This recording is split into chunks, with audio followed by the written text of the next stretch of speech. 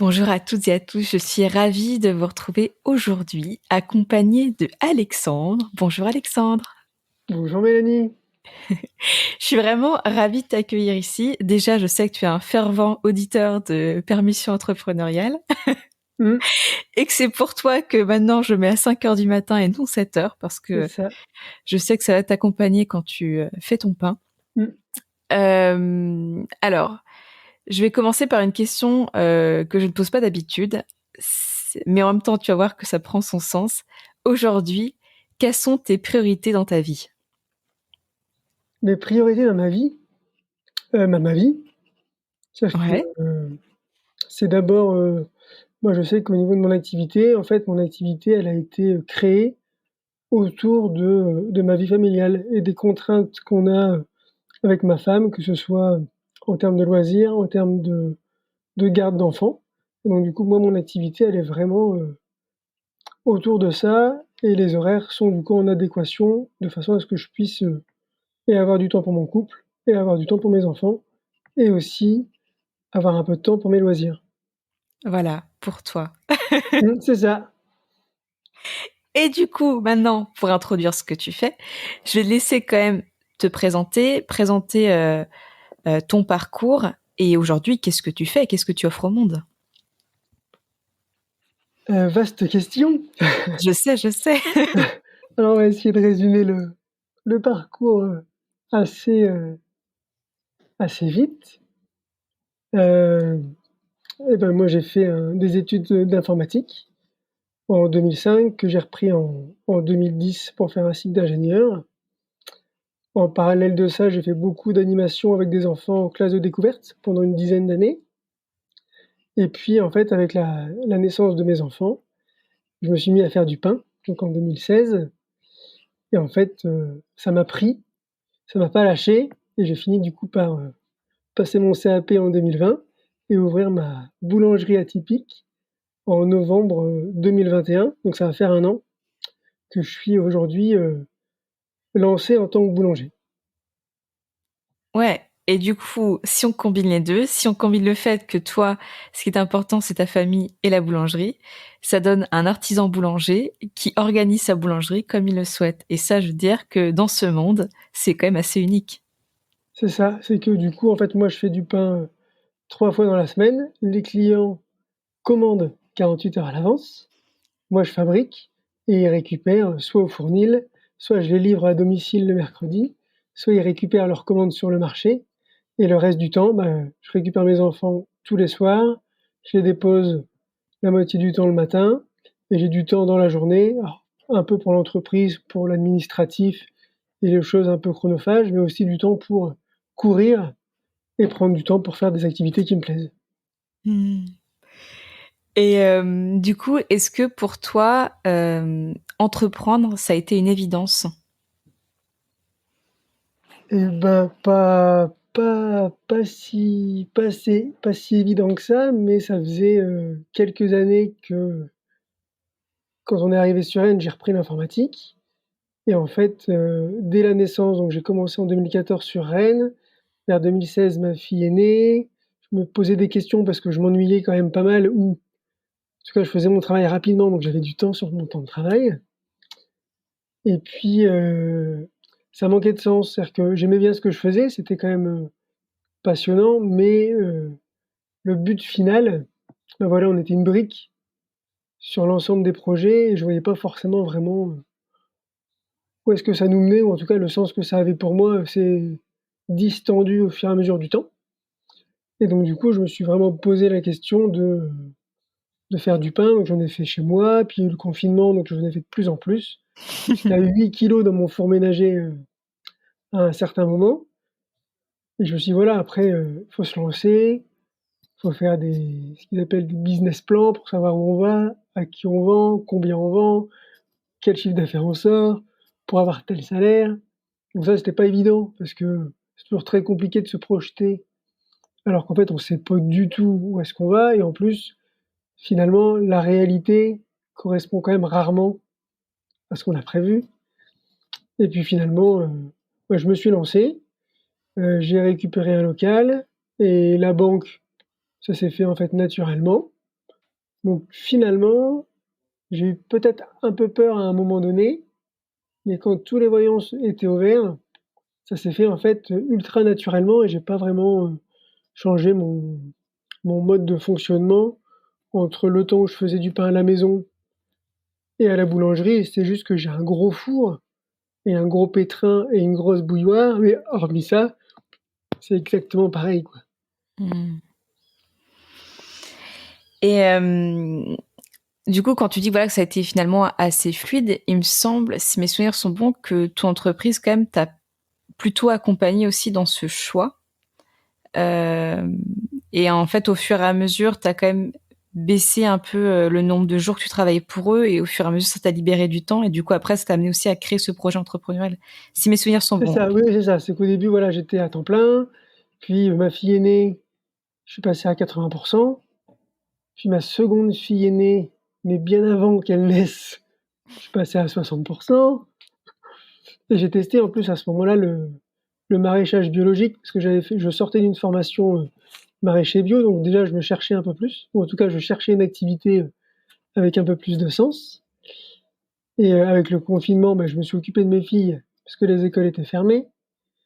Du coup, j'ai pas pu faire de maraîchage, mais je me suis aussi rendu compte que le maraîchage, il faut toujours être derrière les légumes, ça prend du temps. Et en fait, moi j'aime bien en fait pouvoir avoir un emploi du temps au cordeau, sans trop d'imprévus. Et le pain, en fait, a répondu à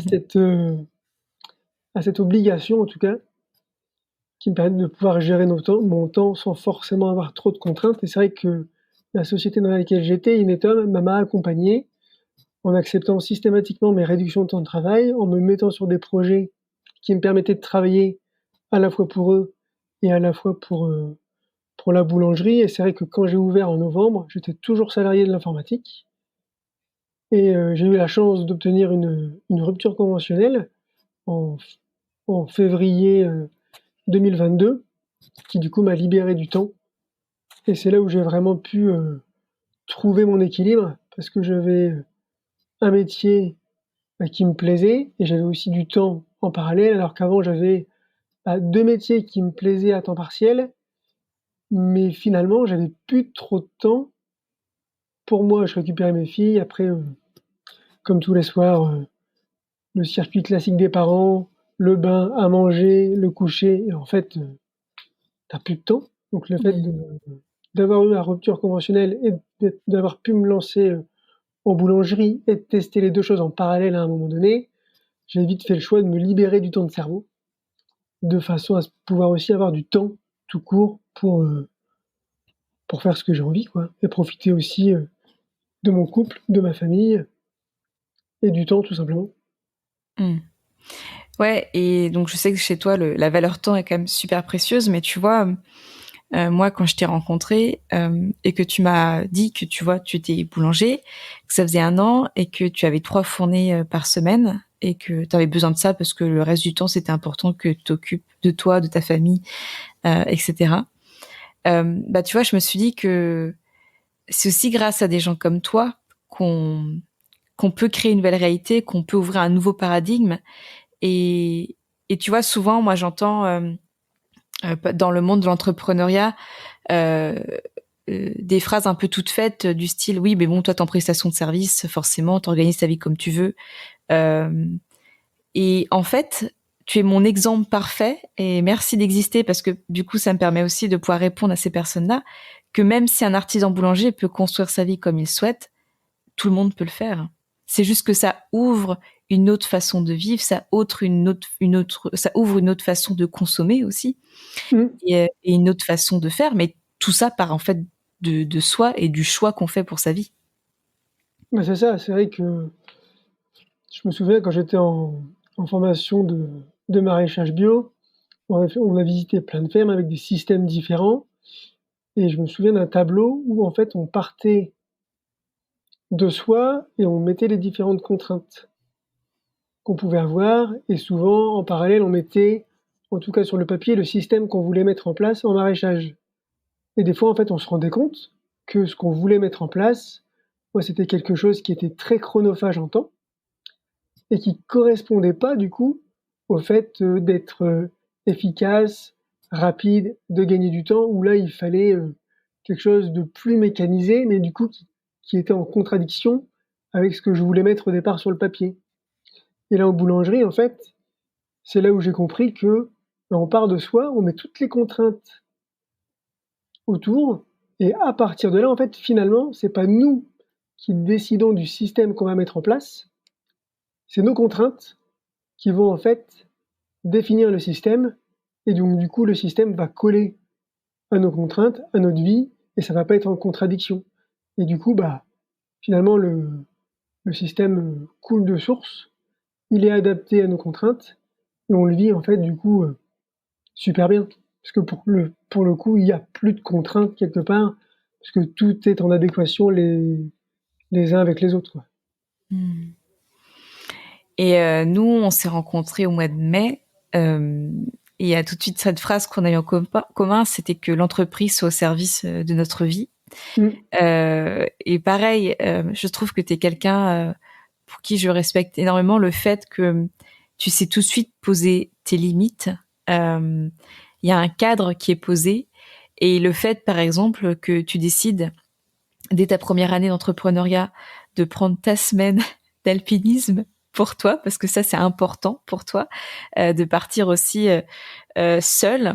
Je pense que voilà, je me rappelle, ça t'a fait énormément de bien. Et puis aussi, et ben, comme tu as dit en premier, c'est que tes enfants, tes filles aujourd'hui font partie de tes priorités. Et du coup, et ben pareil, les vacances scolaires, bah tu travailles pas.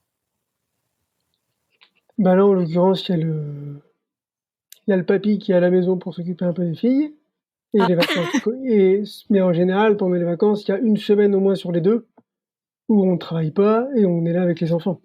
Mm.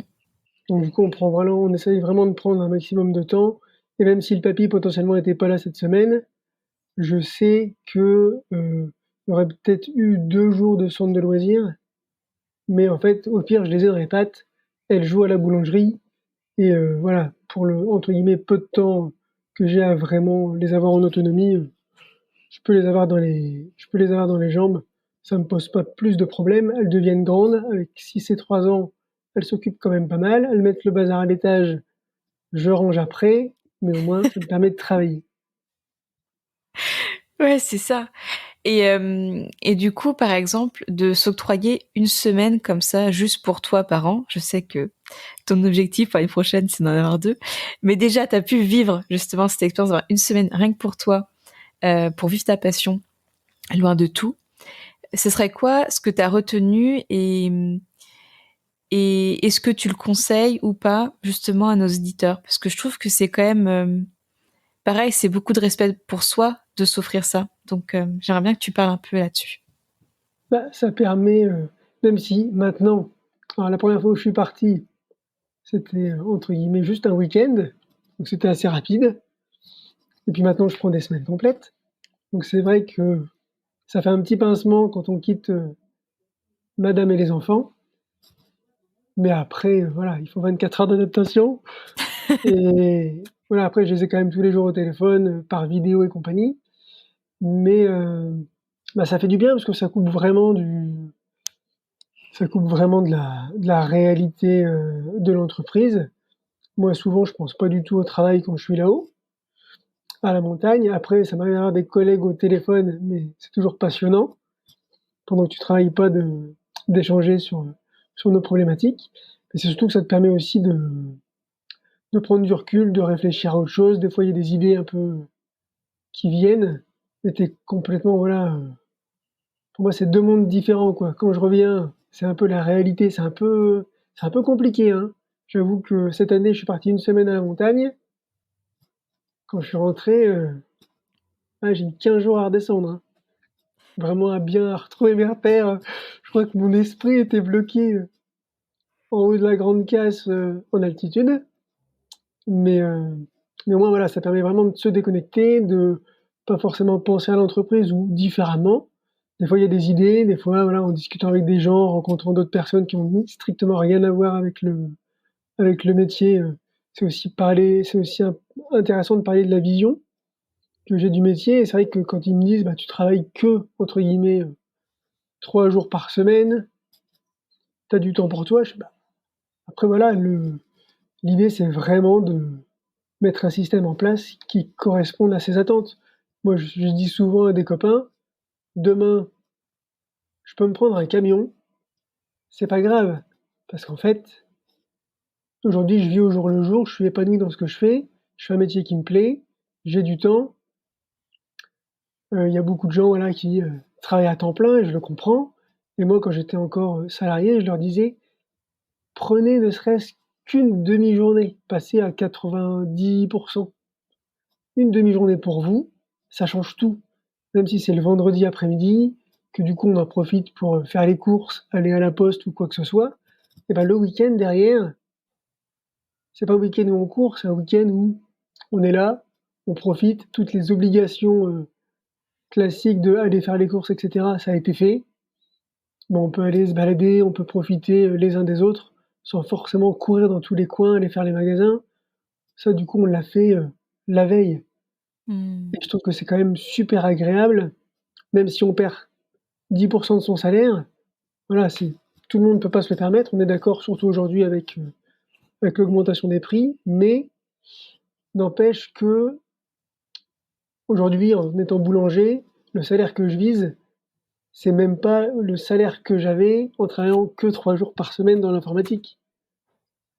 Voilà, je veux 900 000 € par mois, mais c'est surtout la qualité de vie que j'ai à côté en ayant du temps pour ma femme, pour mes enfants et pour moi et ça, en fait, je préfère gagner beaucoup moins et avoir du temps et être épanoui que gagner, le double, le triple ou mais et pas avoir de temps et pas profiter de la vie, dans le sens, avoir du temps pour, tout à l'heure, par exemple, j'étais en voiture, bah, je vois une biche qui arrive dans un champ, qui traverse devant moi, qui passe de l'autre côté, bah, ça j'ai savouré parce qu'en fait, finalement, on a rarement le temps de s'arrêter et de regarder ce genre de moment.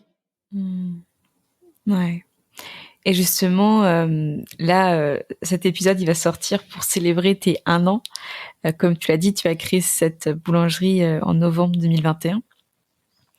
Qu'est-ce que qu'est-ce que ces 1 an t'ont voilà, toutes ces prises de conscience, sur cet 1 an d'entrepreneuriat, un message peut-être ou quelque chose que tu aurais aimé, savoir ou peut-être dire à cet Alexandre d'il y a 1 an? Bah, vas-y, faut y aller maintenant, il y a pas c'est quoi le risque? Le risque, il est minime, finalement. C'est ce que me disait, Régis qui tient la cidrerie du Val de la Chèvre. Je fais: «Qu'est-ce que tu risques? Vas-y, lance-toi. D'ailleurs, pourquoi tu es pas encore lancé?» Et c'est vrai que souvent on a peur de voilà, on quitte le salariat, on se lance, c'est toujours à double tranchant. C'est vrai que moi j'ai eu l'avantage d'être accompagné par mon employeur quelque part, d'avoir «sécurisé» entre guillemets mon saut dans la boulangerie grâce à une rupture conventionnelle.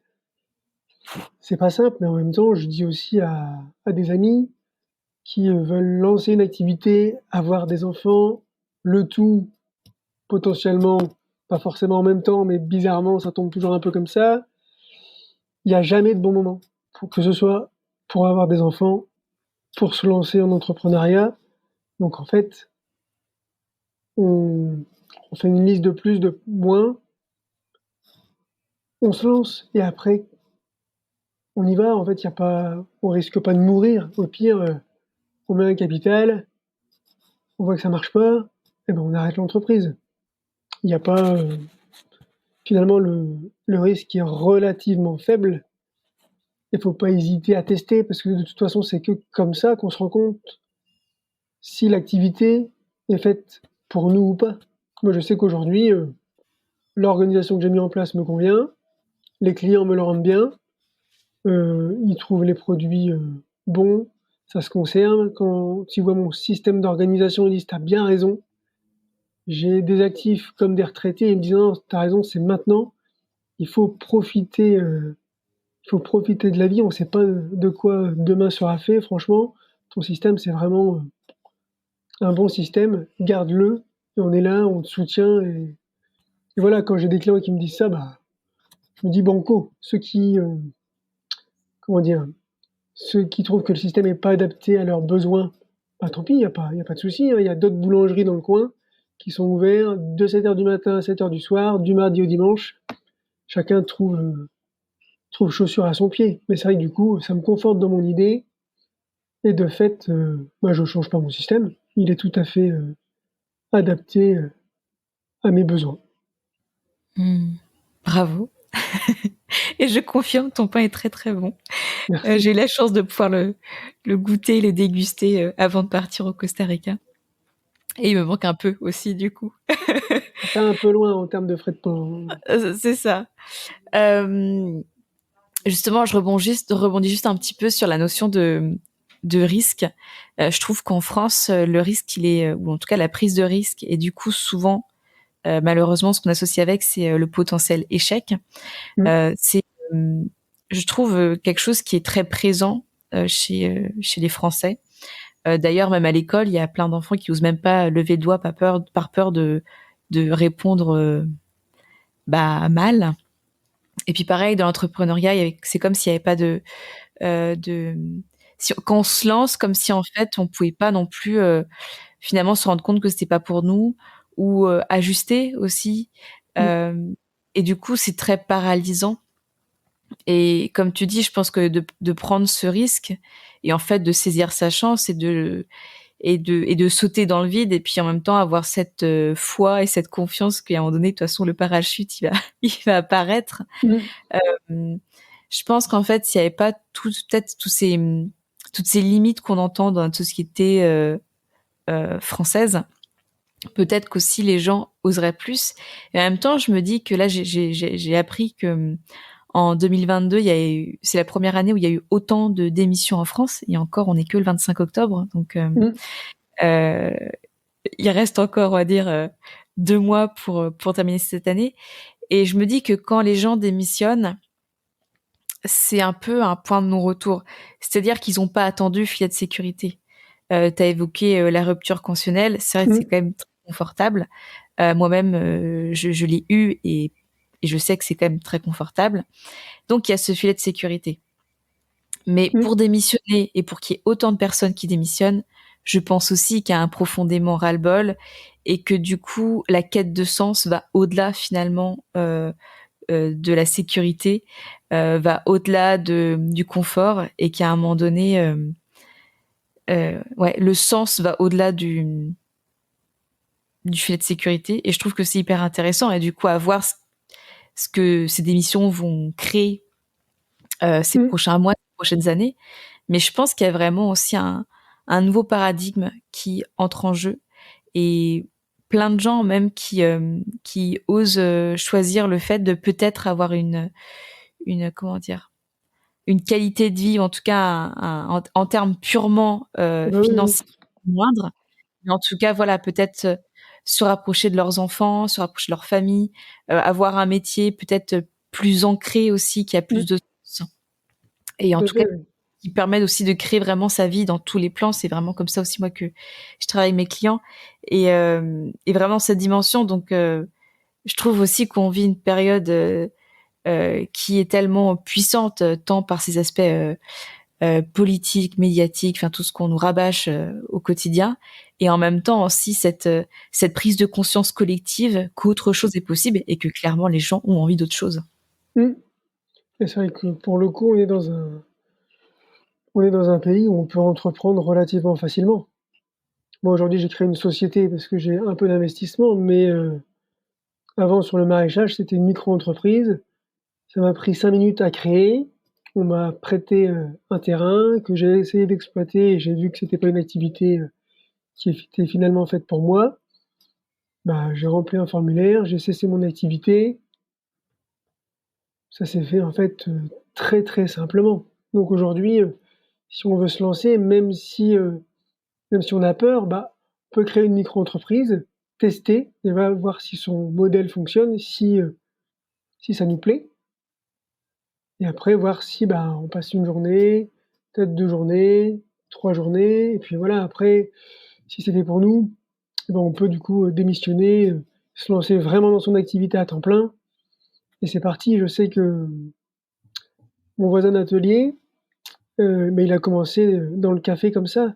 Il était dans une société où il a d'abord pris 1 journée par semaine pour commencer son activité, puis 2 jours, 3 jours, 4 jours et aujourd'hui maintenant il est à temps plein, il a des salariés et voilà, ça permet aussi de tester le modèle, voir si ça nous convient, si c'est fait pour nous et après voilà, soit on se lance, soit finalement on se dit: «Bah, c'était peut-être pas la bonne idée» et on peut voilà, tester plein d'autres choses jusqu'à trouver, ce qui nous plaît, tout simplement. Ouais, clairement. Et tu vois, je trouve que c'est hyper important aussi d'apporter cette nuance, que parfois, euh, on peut aussi être dans l'entre-deux. On n'est pas forcément salarié ou entrepreneur, on peut être salarié et Mmh. entrepreneur. Et toi, ça a été le cas pour toi, ça a été le cas pour Anthony, là, qui est à côté de chez toi, le torréfacteur. Ça a été le cas pour moi, même si j'ai été entrepreneur, puis entrepreneur salarié, et ensuite entrepreneur à 100%. Mais en fait, c'est ça, c'est que parfois, il y a aussi ces entre-deux, et c'est aussi très porteur d'enseignement, je trouve, ces entre-deux. Mmh. Bah oui, parce que du coup, ça montre qu'on n'est pas obligé de faire le grand saut tout de suite. On peut tester son idée, son concept en amont et en fait, quand on se lance à 100 en fait, le marché est déjà là. On a déjà testé son modèle. Après voilà, il faut prospecter, il faut trouver plus de clients, mais on sait que ça fonctionne et finalement, c'est un bon moyen de se lancer, souvent à moindre coût et de fait, bah, quand on est vraiment à temps plein dedans, tout roule entre guillemets quoi.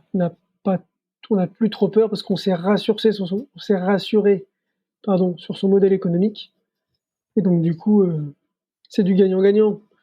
L'entreprise, on est peut-être un peu moins présent, mais voilà, si on prend une journée dans la semaine, ça permet quand même de, à la fois être performant sur son métier de salarié, de développer tranquillement son activité à côté et de trouver un bon, juste milieu entre les 2.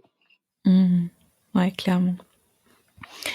Et du coup, dans ce choix de vie que tu as fait, tu vois, et dans ce choix aussi d'être boulanger d'une certaine manière, je trouve que c'est hyper intéressant aussi et important de dire que donc il y a 1 an, tu t'étais mis à un objectif de chiffre d'affaires pour cette année, pour la Mmh première mh. année. Et c'est un chiffre d'affaires qui est atteint, si mes souvenirs sont bons. Oui. Voilà. Et du coup, en fait, ce que je trouve génial aussi, c'est que c'était pas non plus un chiffre d'affaires qui était euh,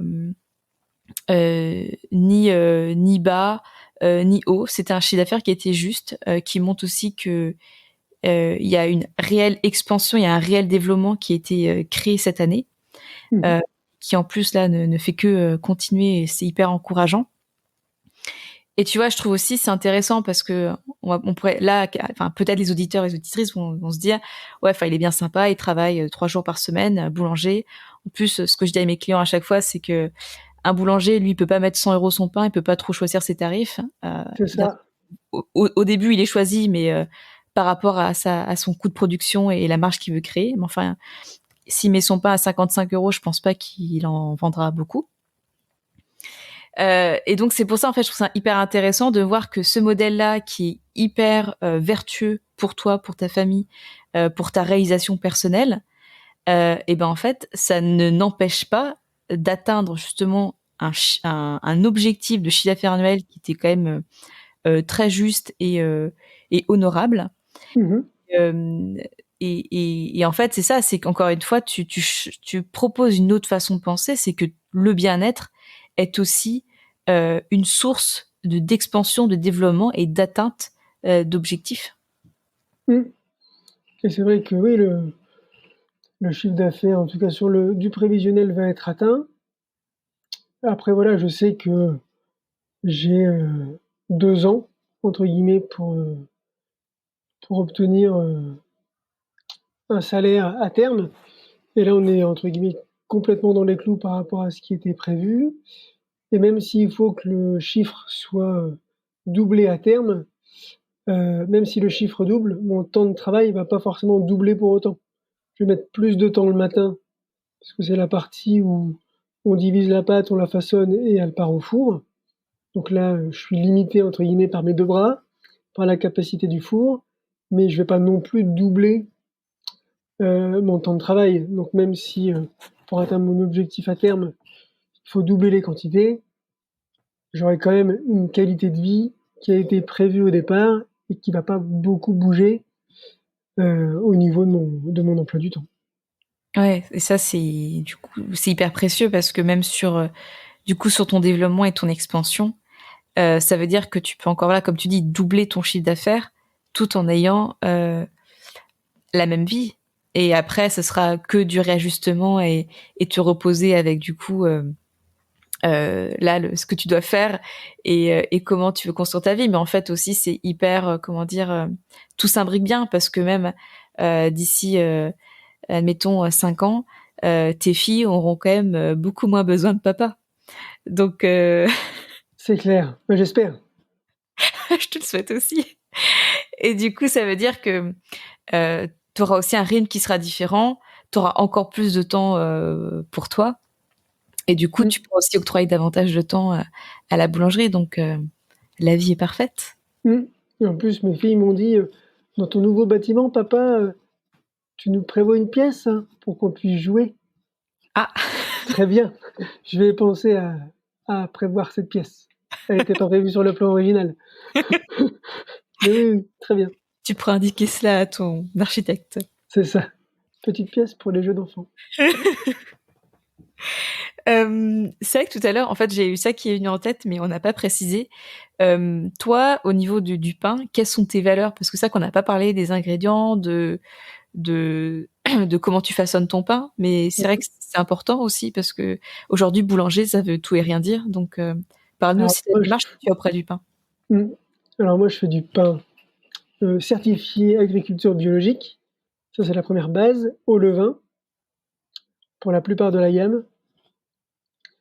Je l'ai fait en fermentation lente. Donc en fait, par exemple, je mélange les pâtes, vers 15 heures la veille et je récupère la pâte que le lendemain matin à 6 heures.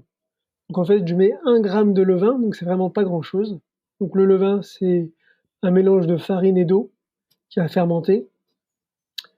Donc du coup, ça va pousser pendant tout ce temps-là de 15 heures à 6 heures du matin et après, j'arrive le matin, je regarde ma pâte, je prends sa température, je prends son pH pour savoir justement si on est bien au niveau de la fermentation et derrière je vais la diviser, la façonner et elle va partir tranquillement au four, dans l'heure qui suit. Donc c'est vraiment prendre le temps. En fait, le système que j'ai mis en place, il est comme le bonhomme, il a besoin il a besoin de temps. Donc du coup, la pâte, c'est pareil, je suis incapable de faire du pain rapidement. C'est quelque chose, voilà, j'aime bien, voilà, je fais quelque chose, ça prend le temps et derrière, voilà, on a un produit, qui a vécu, qui a pris le temps de pousser tranquillement et qui va, donner tout son volume au four derrière et voilà, vraiment, c'est vraiment, le temps qu'il faut pour faire du pain. Du pain en 3 ou 4 heures, c'est possible, hein, il y a aucun souci, il doit être aussi très, très bon et moi, j'aime bien justement que ça pousse du coup à 18-19 degrés pendant, 15-16 heures. Parce que j'ai une pièce qui me permet d'être à peu près dans ces températures-là. En ce moment, il se fait un petit peu plus chaud parce que c'est pas évident au niveau de la météo, il fait plus doux que prévu, Hmm. mais on s'en sort pas trop mal.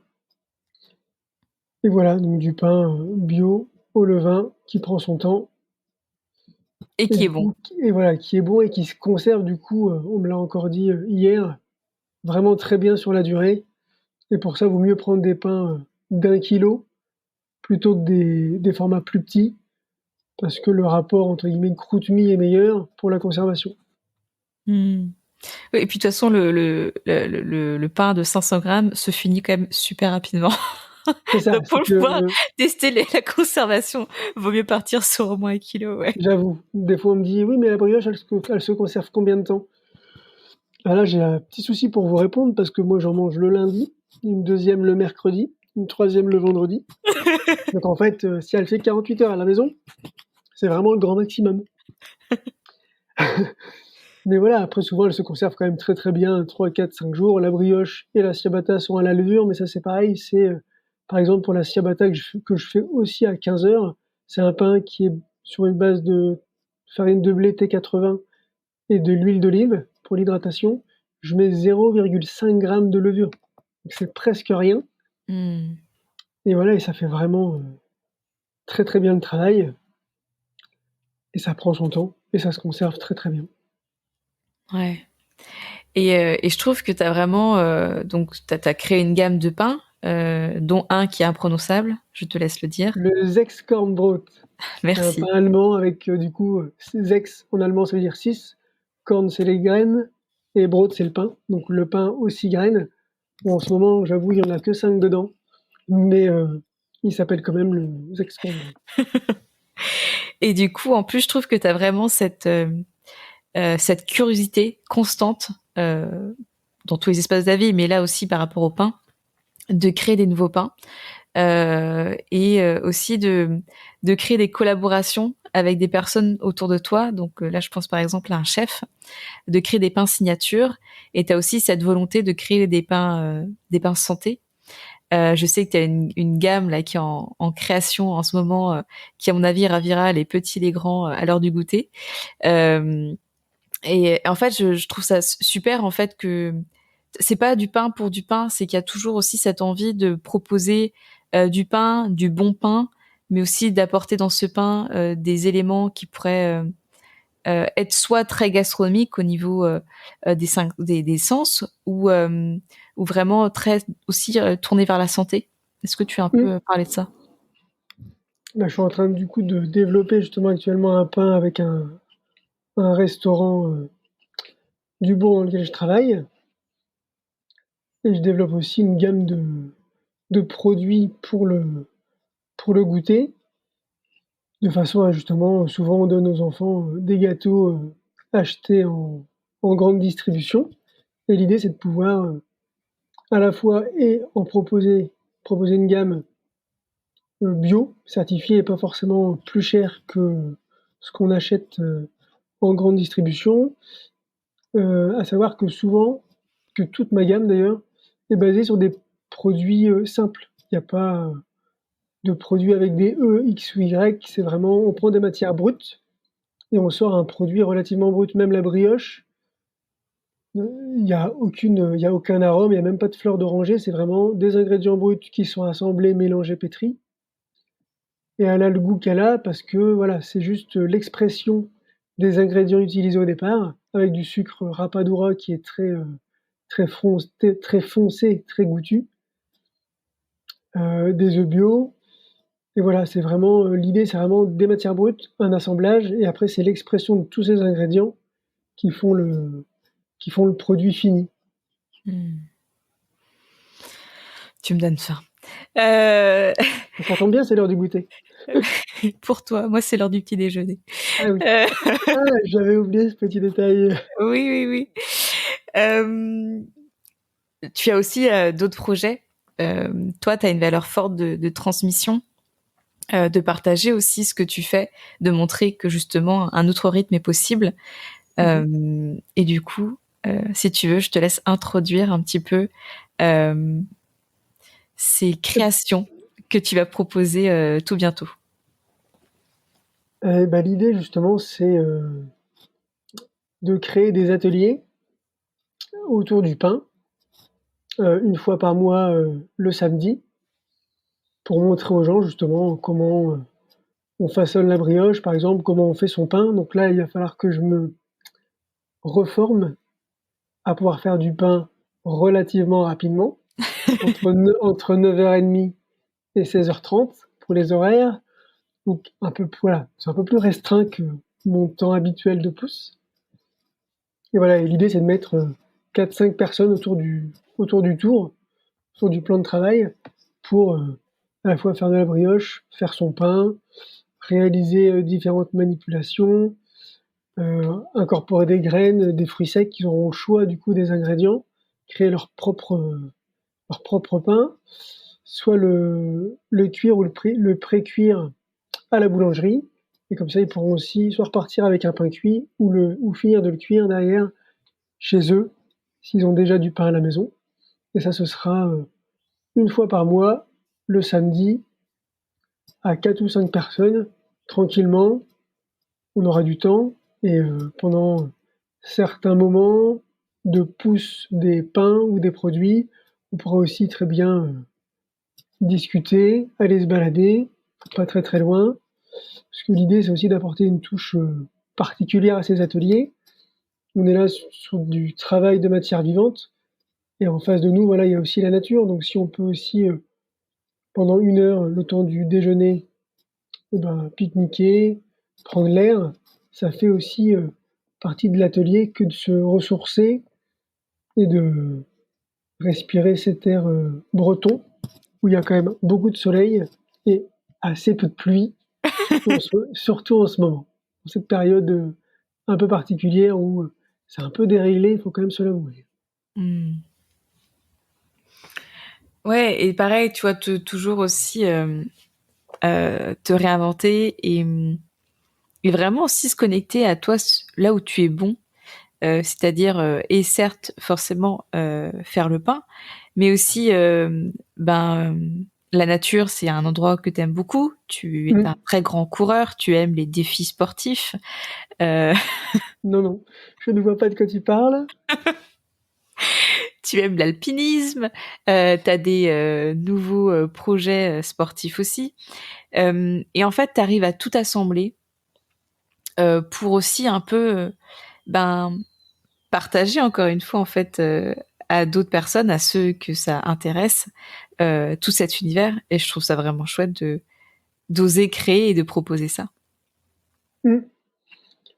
Mais, bah, après, il faut savoir que derrière chaque homme, il y a une femme et que pour le coup, grâce à elle, j'ai pu lancer mon activité et je peux organiser aussi mes journées un peu comme ça, récupérer les enfants, avoir du temps pour moi. C'est aussi grâce à Colline que je peux aussi, me permettre tout ça, mais c'est vrai que j'ai repris le sport après, 10 ans «d'inactivité» entre guillemets, parce que j'avais un problème de genou. Là, j'ai fait un plan d'entraînement pendant 3 mois pour faire, une course de reprise de 18 kilomètres qui s'est très bien passée et c'est vrai que maintenant, voilà, je me donne, des défis plus ou moins ambitieux depuis que j'ai repris le sport et c'est vrai que la boulangerie, les enfants, le sport, tout ça, bah, voilà, c'est, toujours des défis au quotidien de trouver le juste milieu entre le temps qu'on s'accorde, le temps qu'on accorde aux enfants, mais c'est aussi le moteur de ma vie. C'est, quelle vision on veut, quelle vision on a de la vie et en fait, je préfère personnellement réussir ma vie plutôt que réussir dans ma vie. C'est-à-dire que le travail, c'est quelque chose, mais il y a pas que ça et il y a aussi tout ce qui est à côté. Il faut pas On a souvent tendance à malheureusement avoir toujours la tête dans le guidon, travailler et prendre 5 semaines de congés payés. C'est un peu ce qui nous est autorisé quand on est C'est la salarié. carotte. C'est la carotte, c'est ce qui nous est autorisé quand on est salarié, mais moi j'ai pris le parti pris du coup d'inverser les choses et à un moment donné, on me disait, quand j'étais salarié, Jérôme, en l'occurrence, qui me disait: «Mais en fait, tu es plus souvent, en week-end qu'au travail». Parce que c'est vrai que quand on travaille 3 jours par semaine, on a 4 jours de week-end. Donc c'est vrai que la balance, à ce moment-là, était pas forcément favorable. En tout cas, était pas forcément en ma faveur. Mais voilà, c'était aussi, le parti pris que j'avais pris de travailler, mais aussi d'avoir du temps, pour m'occuper, des enfants, de ma famille, et aussi d'avoir du temps pour moi parce que c'est aussi l'équilibre. Si on est tout le temps, la tête dans le guidon, il y a 2 possibilités, soit on arrive à relever la tête à un moment donné avant de se noyer, soit on se grille, on Mm. part en burn-out et là, c'est un peu plus compliqué pour s'en relever donc moi, j'ai eu l'avantage de plutôt me diriger vers un bore-out où je m'ennuyais donc du coup, là, on a quand même le temps de prendre conscience de ce qui se passe plus que quand on a la tête, dans le guidon. Et du coup, j'ai saisi l'opportunité pour réfléchir, apprendre à faire du pain. Et c'est vrai qu'avant de me lancer, j'ai beaucoup d'amis qui m'ont dit: «Tu réfléchis beaucoup, tu pas encore lancé». Je dis: «Bah oui, je réfléchis, mais le jour où je me lance, c'est ceinture, bretelles, parapente et comme ça le risque, il est limité». Ça peut casser à droite à gauche, mais il y a toujours une balle au-dessus de la tête, qui permet de retomber sur ses pieds. Mais Et c'est vrai qu'aujourd'hui, s'il y a quelque chose qu'on peut dire pour toi, c'est que t'es très fort pour tout ce qui est tableau, pour tout ce qui est organisation.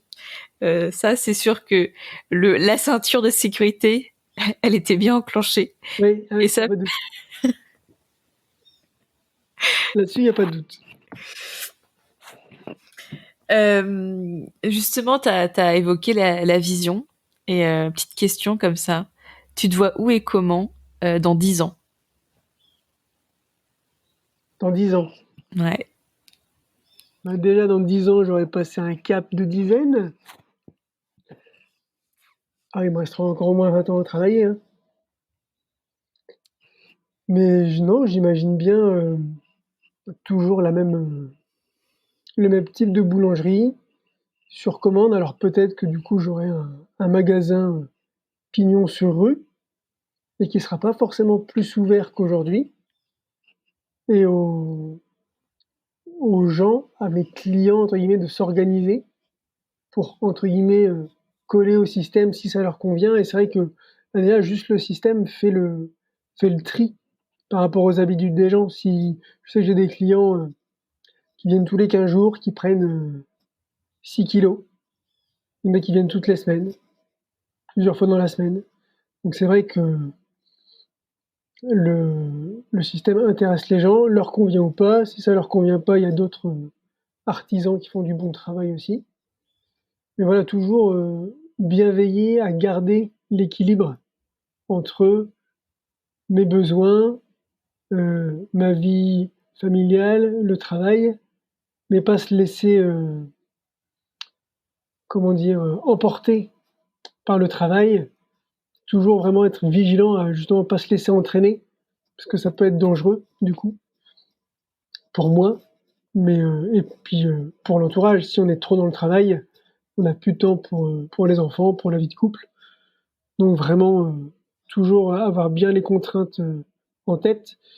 Et d'ailleurs, je comptais justement mettre dans pas longtemps dans mon laboratoire, au-dessus de mon plan de travail, j'ai de la place, j'ai un grand mur, et mettre à la fois et le logo de ma société et mes valeurs pour le voir tous les matins, ou mes objectifs qui me permettent de me dire voilà, ça c'est ma société, les valeurs elles sont là, et à force de voir ces mots, de visualiser entre guillemets mon futur, c'est un peu la loi de l'attraction en fait.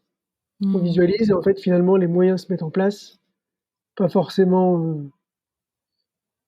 par le Saint-Esprit, mais finalement le fait d'y penser, de savoir où on va, d'avoir une vision de plus en plus claire, en fait, bah, te facilite tout simplement le chemin pour y arriver. Hmm. Oui, c'est même une question de comment, en fait, c'est une énergie que tu déploies pour atteindre tel objectif ou pour mettre en place telle activité ou mettre en place telle organisation.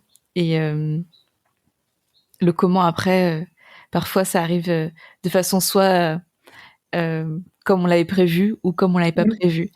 Mais c'est ça aussi après la magie de la vie. Et c'est ça, et moi je sais que pour le développement de mon entreprise, bah, en fait, il faut savoir que il paraît que je suis un bavard, donc du coup, bah, je discute beaucoup avec les gens. Et c'est vrai que à force de discuter avec telle ou telle personne, bah, en fait, il y a des connexions qui se font naturellement. Et du coup, je travaille avec le restaurateur du coin, avec la nouvelle boutique de cake design qui vient d'ouvrir, avec une épicerie qui va ouvrir sur la métropole rennaise. Donc c'est vrai que j'ai l'impression, et moi j'aime bien ce bouche à oreille parce que c'est plus long que de démarcher un fichier de prospect.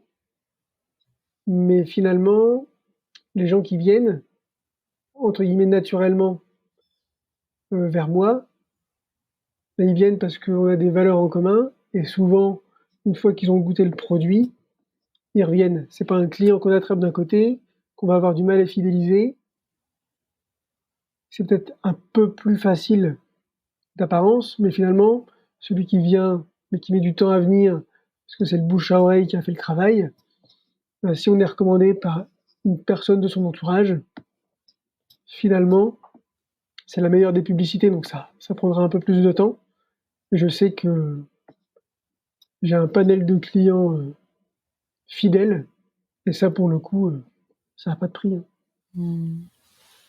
Bah, le client fidèle, c'est celui qui a le plus de valeur, ça c'est sûr. Mmh. On arrive à la fin de cet épisode et je vais poser la question que je pose là pour le coup vraiment à chaque invité. Qu'est-ce que tu penses qui arriverait si chaque personne de cette planète se donnait la permission d'entreprendre sa vie? Eh ben, je pense que si tout le monde osait entreprendre sa vie et faire vraiment quelque chose qui est aligné avec ses valeurs, ben, tout le monde s'en porterait pour le coup pour le mieux. Parce qu'il n'y a rien de tel que d'être aligné avec ce qu'on fait. On est engagé du coup dans l'action de notre activité. Et de fait, il y aurait une espèce d'harmonie. On serait pas là tout le temps à râler de il y a tel ou tel problème. Moi, je râle beaucoup, c'est vrai, on me le dit. Mais et même sur mon activité, mais je râle avec moi-même. Donc comme ça, au moins, j'embête personne. Mais c'est vrai que voilà, on peut y avoir des difficultés à entreprendre, ça c'est sûr. Mais si on avait tous l'audace d'entreprendre, ben voilà, déjà on apprend même si ça peut plus ou moins bien se passer. Dans tous les cas, c'est pas un échec parce qu'on aura appris des choses et sur nous et sur le fonctionnement d'une entreprise. Donc pour moi, il n'y a pas de. Souvent, on a peur de se lancer parce qu'on a peur de l'échec, que ça marche pas. Finalement, il y a pas d'échec, il y a que des apprentissages. Clairement, ouais. Merci pour ça. Écoute, Alexandre, j'étais vraiment ravie de t'avoir aujourd'hui.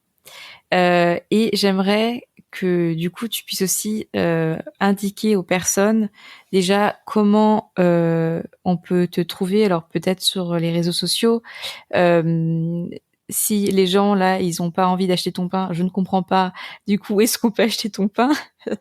Alors l'auditoriat est quand même plutôt français dans la France en globalité, donc forcément ça sera pas forcément partout. Mais bon voilà, comme ça ils sauront. Et puis voilà, en fait, tout simplement. Alors, on peut me trouver sur les réseaux sociaux, donc Facebook, Instagram, sous le nom Le Pain d'Alexandre.